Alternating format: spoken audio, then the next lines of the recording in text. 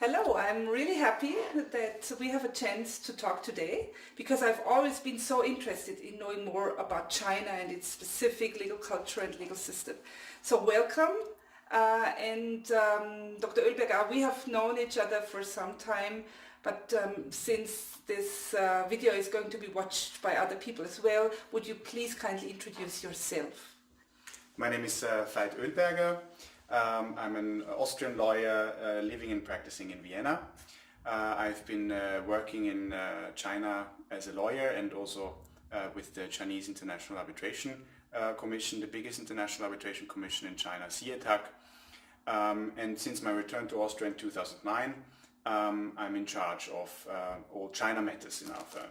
Mm-hmm. Well, actually, how have you really become interested in China? Because for an Austrian, it's not something that is very close. So it's rather unusual, and being unusual was also one of the reasons why actually I chose to move to China as well. The interest was sparked rather early by business trips of my father to Asia and also to China. Later on, obviously, I was fascinated by the economic boom that is happening in China. At the end of my studies, in the beginning of my works, when it became more apparent to me that I am particularly interested in international business, international legal matters, I had a closer look into how many lawyers are there that are specializing in China in Austria, and realized that there are only two that are doing that, and one of them was back then already rather close to retirement. So I thought this is also a market with lots of potential for an Austrian lawyer. Mm-hmm. Back then already also more than 600 Austrian enterprises had a venture going on in China. So the market was definitely interesting enough. Mm-hmm. Well, we all know that China has changed a lot in the 20th century. In your view, what are the most important changes which happened in the political situation, which also had an impact on the law? Yeah, the changes China went through in the last 100-120 years are enormous. Chinese written laws are existing for more than 2,500 years. Although we had the Cultural Revolution in the 60s and 70s, where no business law whatsoever was existing.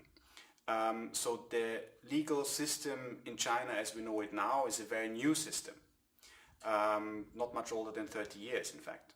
The first written law after the Cultural Revolution was the Equity Joint Venture Law that was enacted in 1979, which was targeted at foreign investors. So also a very interesting fact that the Chinese legal system as we know it now started with regulations for foreigners investing in China, and no other business law, commercial law related rules being in place in China itself back then. There were obviously other milestones that are of interest, in particular the Unified Contract Law in the late 90s. A major milestone was the accession of China to the WTO, which also boosted the legal development of the country due to its obligations in its accession treaty to the WTO. In particular, an interesting topic is to see the development of the intellectual property related law developments in the Chinese legal system, which by now are at the already quite good Western standard. That brings me to my next issue. What I have heard quite often is that there is like the law in the books, the law on paper, and the law in reality, which is not always matching. So what is your view and your experience on the legal culture in China? Would a European or a US company be able to rely on the enforcement of the law in China. What is the legal culture like? Do Chinese businesses and individuals follow the law? And if not, what's the consequence? Yeah, that's a very, very interesting question, because there is probably hardly any other country in the world where the gap between the written law and actually how it is applied is that big. Going back maybe to the example of intellectual property protection, the laws are really rather advanced, but they are hardly sufficiently followed by Chinese businesses and individuals. But that is also rooted in the culture, and it was right of you to mention the culture. For example, the Chinese attitude towards copying is that it is a complement to the original, because it means the original must be so good that it's worth copying. Obviously, the idea of copying something without a permission totally goes against any intellectual property protection. So there is no compliance at all in this towards the law as it is in China. So that is a rather good example of why cultural reasons are actually standing against applying the laws or living towards the law as it stands in the books. Also, the problem of enforcement is creating a wider gap between how it is in the books and how the practice is, because Chinese authorities, Chinese courts are lagging behind in the enforcement of the law as it stands. That is partly due to judges still not being well enough educated, but there have been an enormous boost in that system, so that is getting better by the day. Another reason is really the amount of cases, that it's partly an avalanche the system is not able to deal with. Going back to the example of intellectual property related cases, where the case number has again increased from 2011 to 2012 for more than 40%. So in 2012 we had civil court cases related to intellectual property in the amount of 90,000 cases. So that is obviously a huge amount to digest, and in that respect it's not a surprise that the enforcement is lacking behind.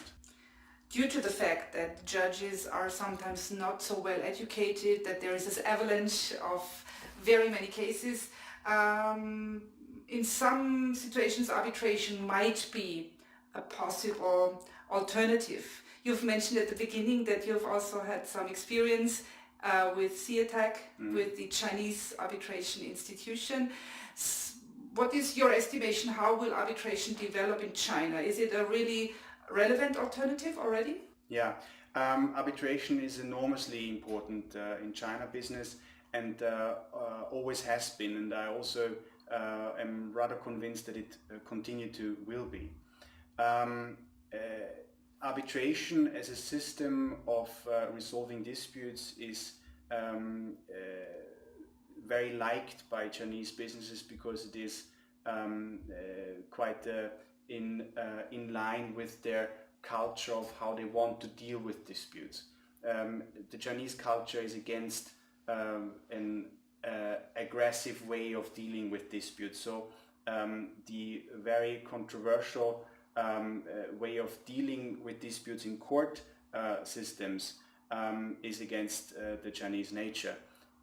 Arbitration being a means of dispute resolution on the basis of an agreement, where the parties can shape together how to resolve the disputes, is something that is very much liked and welcomed by the Chinese business community. And as a result of that, there are also more than 200 arbitration commissions in China. So CIETAC, the most famous one, is by far not the only one that is providing dispute resolution services in China. The main theoretical legal reason for arbitration having been important, and also for arbitration will be important in the future, is that there are only a very small amount of enforcement treaties between China and other countries. A court judgment from a Chinese court will not be enforceable in other countries, and for example an Austrian court judgment would not be enforceable in China. Whereas China has already quite early, another milestone in the development, acceded to the New York Convention already in 1986, this convention has now 149 member states. So almost 3/4 of the world are accessible through that convention. So an arbitration award can be enforced in China, or a Chinese award will be able to be enforced in 148 other countries. So that very much speaks obviously for using arbitration in China-related cases. And also, you mentioned it already, and we discussed it briefly before, the lack of the problems with the Chinese court system, although they're getting much better, they're still a driving force for parties to prefer to agree on arbitration. This motivation will for sure continue to decrease over the next years. So the main driver will still be the enforcement issue and the cultural reason that this is a method that is more liked by the parties. Thank you very much, Dr. Oehlberger. It was so interesting to get some insight into the Chinese culture. Thank you. Thank you for the discussion. See you soon. Yeah, hopefully. Thank you.